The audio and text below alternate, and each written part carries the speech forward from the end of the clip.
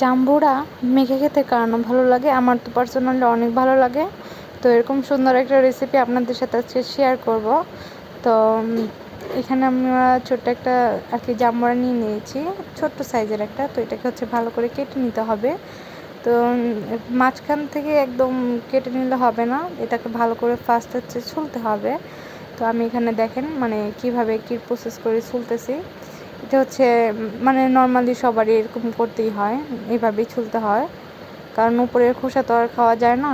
তো এখানে দেখেন আমি ভালো করে 4 সাইড দিয়ে কেটে নিয়েছি। দেন হচ্ছে আমি এটাকে ছুলে এই টাইপ দেখেন একদমই অল্প একটা মানে ছোট্ট একটা জাম্বুরা, তো এর জন্যই এমন দেখাচ্ছে আর কি। যেহেতু এখনও জাম্বুরার সিজন এখনও ভালো মতো আসে নাই, তো তেমনভাবে এখনও পাকে নেই, বাট অনেকটাই মিষ্টি আর কি, তো ভালোই আর কি লাগে। তো অনেকে হয়তো জাম্বুরা ভর্তা বা জাম্বুরা মাখা আর কি পছন্দ করেন না, আমার তো পার্সোনালি অনেক ভালো লাগে। তো এইভাবে দেখেন আমি জাম্বুরাগুলো হচ্ছে মানে ছাড়িয়ে নিয়েছি। তো এখানে হচ্ছে আমি শুকনো মরিচ, কাঁচামরিচ আর লবণ দিয়ে হচ্ছে জাম্বুরাটা মেখে নিচ্ছি। অনেকে চিনি অ্যাড করতে পারেন বা কাসুন্দি যেটাকে বলো ওটাও অ্যাড করতে পারেন। তো আমার এরকম ভালো লাগে না, এভাবে নর্মালি এটাই আমার কাছে ভালো লাগে। তো এখানে দেখেন ভালো করে হচ্ছে আলতো করে হচ্ছে মিক্স করে নিচ্ছি লবণ আর মরিচগুলাকে।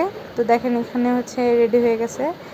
তাও আমি আর কি ভালো করে যে রেডি করে নিচ্ছি। তো ভালো লাগলে অবশ্যই ভিডিওটা লাইক, কমেন্ট, শেয়ার করবেন।